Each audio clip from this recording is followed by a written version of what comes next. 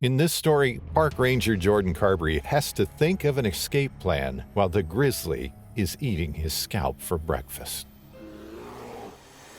We sometimes think we're untouchable. We have the comfort of our houses, of our properties, places we know like the back of our hand. But sometimes, safety is a beautiful illusion, one we come to accept too quickly. When we share our backyards with the wilderness, accidents are likely to happen. And sometimes there's no other choice than to fight for what we have, to fight to survive.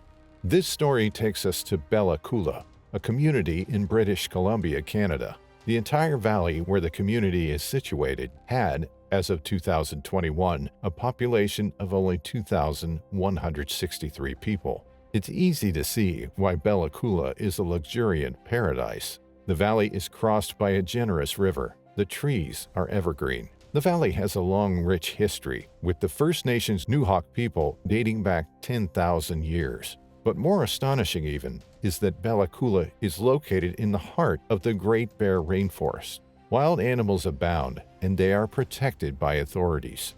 It was the evening of July 2, 2018, when Jordan Carbery, a 50-year-old park ranger from Bella Coola, was returning home. He had been on a week-long vacation, celebrating his birthday with friends. As he drove up his driveway, the man saw two grizzly bears in a cherry tree nearby his house.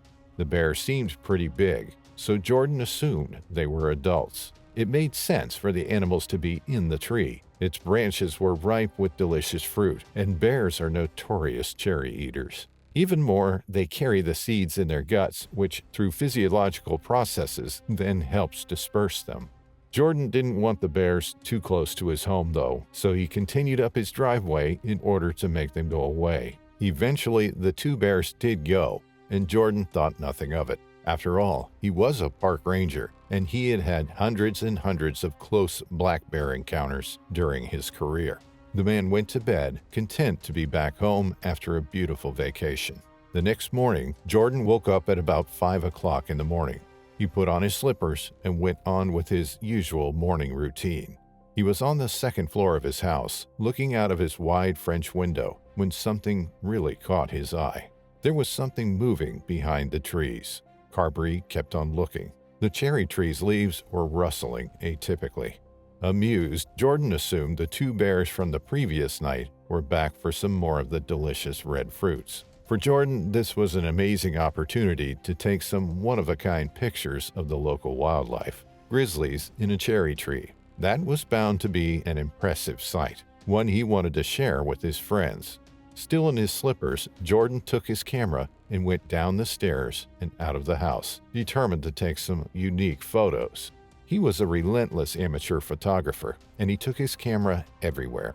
The previous night, he'd been sure those were two full-grown bears, and he was sure still. As long as he didn't take them by surprise or went too close, everything was supposed to go smoothly. He'd take his photos and be back for coffee in no time. He got out his front door and took around 20 paces around a big clump of trees. He wanted to take a really clear, really expressive picture, so Jordan made sure he'd have a straight view. He was approximately 36 feet away from his house, not a spectacular distance by any means. As he approached, the two bears came clearly into view. They were up in the tree, looking rather funny, as they had their fill of sweet cherries. All of a sudden, a branch gave way under one of the bear's weight and simply snapped. The bear fell to the ground below. Jordan caught something in his left eye and turned his head to see better. What he saw made his blood run cold. He had been gravely mistaken. The two grizzlies, having their fill of cherries, were not adults, but almost grown cubs, and to his left stood the mama bear. The sow was approximately 82 feet away from him. It slowly turned toward the man, and from the look on her wild face, Jordan assumed it blamed him for its cubs falling off the tree. The grizzly locked and leapt, starting to run toward Jordan Carbery. He couldn't believe his eyes. The bear was fast, so much faster than he imagined. Jordan could hear his heart beating. His mouth turned dry. He started running. Him starting to run wasn't a conscious decision. It was pure instinct. He could see his front door clearer now. He was so close to safety, he could almost feel it. By the time the grizzly hit him from the back, Jordan was about 9 feet away from the door. The massive paw to the back sent him flying in the air. The man landed on the ground with a loud and painful thud. The bear hurried toward him. The terror was so incredible. Jordan almost didn't register when the sow opened her jaws and picked him up by his skull. The force of her bite was so massive, a part of Jordan's scalp ripped and fell to the ground, causing the bear to let go of his head. But his suffering was far from over.